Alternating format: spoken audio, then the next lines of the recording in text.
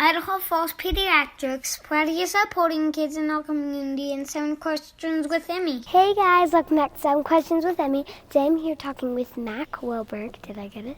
You did. Okay. He is a musical director of the Tabernacle Choir at Temple Square, and he is also a composer, music arranger of beautiful music, and has performed all over the world. Mack, thank you so much for talking with me. Well, thank you. I'm honored to be with you. Thank you. Are you ready to get started with the questions? Sure. Question number 1. How did you get your job as the conductor of the Tabernacle Choir? Well, that's a good question. And all I can say is that I have been a musician since I was very, very young. I started playing the piano by ear when I was probably about 4 years old. And I've just studied and studied and studied, and I continue to study, even at my age. Which is probably like 22, right? Oh, well, you're being kind. But just trying to develop whatever talents I had. Yeah. Question number 2. What is the best part about your job? Oh, definitely the best part is making beautiful music with wonderful people and then sharing it with wonderful people throughout the world. Yeah. We watch Music in the Spoken Word every Sunday. Oh, thank you. Every Sunday morning. Well, we appreciate that. We always appreciate our viewers and tuning in. Now I can watch it and say, I know him. Well, we hope that you continue to watch it throughout your life, really. We definitely will. It's amazing that program has been on the air 95 years, which is really a record. Yeah, and it will go on for more years. Well, that's what we hope. Yes. Can you explain how someone gets into the choir and what responsibilities they have as a singer? Yes. Auditioning for the choir is a pretty rigorous process, and it takes a couple of months actually from beginning to the final part of the audition. And the reason for that is because the choir and the orchestra perform between 300 and 400 pieces of music a year. Yeah. And we do so with very little rehearsal. So it's important that not only people have beautiful voices or that they play their instruments well, but that also that they have the skills so that they can create the music very, very quickly. Yeah. Question number 4. In addition to conducting the choir, you also arrange and write music. Where do you get the ideas, and how long does it take you?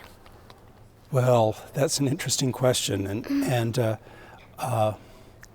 much of the time I get my inspiration doing what you would call rather ordinary things, whether it be mowing the lawn or sweeping the floor or doing the dishes. It's interesting how inspiration works, and I never discount any inspiration that I receive, if you can call it inspiration. But sometimes great ideas come in doing rather ordinary things. Yeah, they do. It's true. Like sometimes I'll just be like playing dolls or like sitting in my room and I'll like, oh, I should interview this person. Right. Or something Exactly. like that. And then I run up to mom or dad and like, can you put this person on the list? Well, I've read many thoughts of very creative people, and they say if you sit around waiting for the inspiration to come, it probably will never come.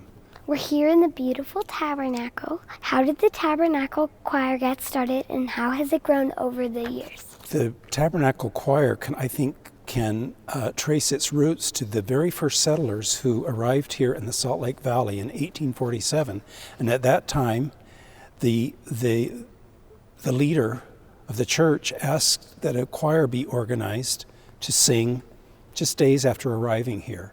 And then over the years, a choir continued, but it became officially the Tabernacle Choir when the tabernacle that we're sitting in right now was completed, and therefore the name Tabernacle Choir was born.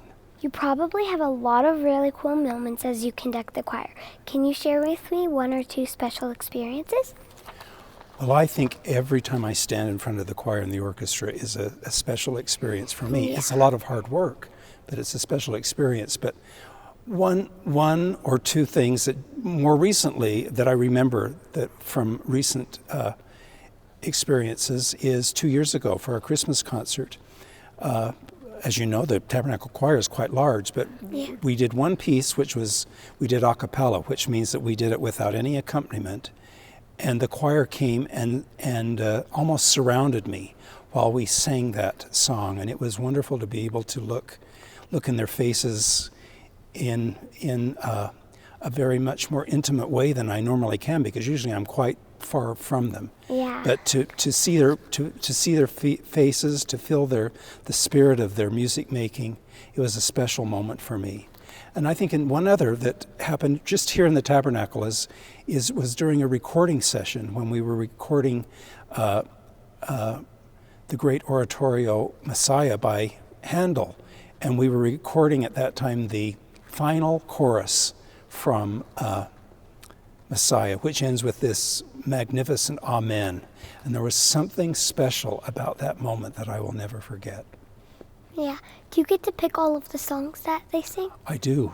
That's really great. Yeah, it is. It's sometimes it's rather daunting to do that, but yes, I have that special opportunity. Yeah. Question number 7. I'm from Idaho, and we are known for our famous potatoes. Have you ever performed in Idaho, and what is your favorite way to have a potato? Oh, I've performed personally in Idaho several times, and I remember at least once or maybe twice where the choir has also been in Idaho, and I know many people from Idaho. My wife taught school actually at Bonneville High School in Idaho Falls many years ago. I know where that is. And I've had many students, and I think we have many members of the choir and the orchestra who also trace their roots through Idaho. So we know that Idaho is a very special place. And what's your favorite way to have a potato? Well, I hate to admit it, but it's probably the most unhealthy way of eating a potato, but I love French fries. Me too. And, you know, you can't have too many of them. Yeah. But I mean, a potato is great almost in any way, but French fries, I have to say, I have a weakness for. Okay, so I have a couple bonus questions. Yes. Now. Okay, the first bonus question is, who decides what music, Okay, who decides what music the choir performs at general conference? Is that also you?